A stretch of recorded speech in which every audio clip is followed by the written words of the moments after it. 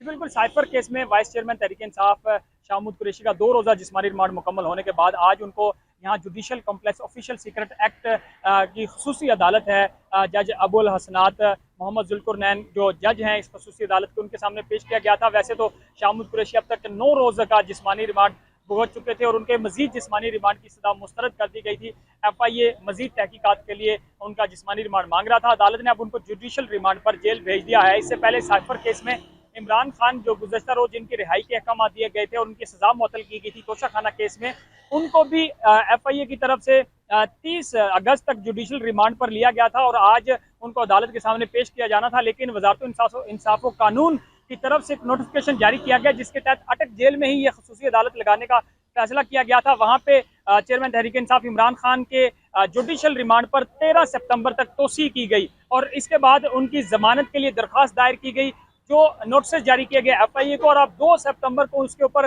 दरखास्त के ऊपर समाअत होना है। और जैसे ही आज शाह कुरैशी को जुडिशियल किया गया है, उसकी भी दरखास्त के लिए जमानत जो है वो दायर कर दी गई है उनके वकला की तरफ से, और वो भी अब 2 सितंबर को ही होगी। यानी इमरान खान और शाह कुरैशी की जमानत के ऊपर जो दरखास्त है उसके ऊपर समाअत जो है जज अबुल हसनात मोहम्मद जुल्कुरनैन जो ऑफिशियल सीक्रेट एक्ट की खुसूसी अदालत के जज हैं, वो इसके ऊपर समाअत करेंगे। और इससे पहले उन्होंने 14 रोज के लिए जुडिशियल रिमांड पर शाह कुरैशी और इमरान खान को भेजा है। और अब देखना ये होगा कि FIA की तरफ से भी अब साइफर केस को बाकायदा तौर पर लड़ने का फैसला किया गया है और वज़ारत इंसाफ व कानून की तरफ से प्रोसिक्यूटर भी मुकर्रर कर लिए गए हैं जो बाकायदा तौर पर इस केस की पैरवी करेंगे। तो जो मुख्तलिफ जो कानूनदान हैं, तजियाकार हैं, वो ये समझते हैं कि साइफर केस में इमरान खान को लंबे अरसे तक रखने का प्लान किया जा रहा है कि उनको जेल में रखा जाए। अब देखना यह है कि ये जो साइफर है, जिसके बारे में माजी में कहा जाता था कि ये साइफर एक कागज़ का टुकड़ा है, और अब इसकी हकीकत को बताया जा रहा है कि इसको लीक किया गया था।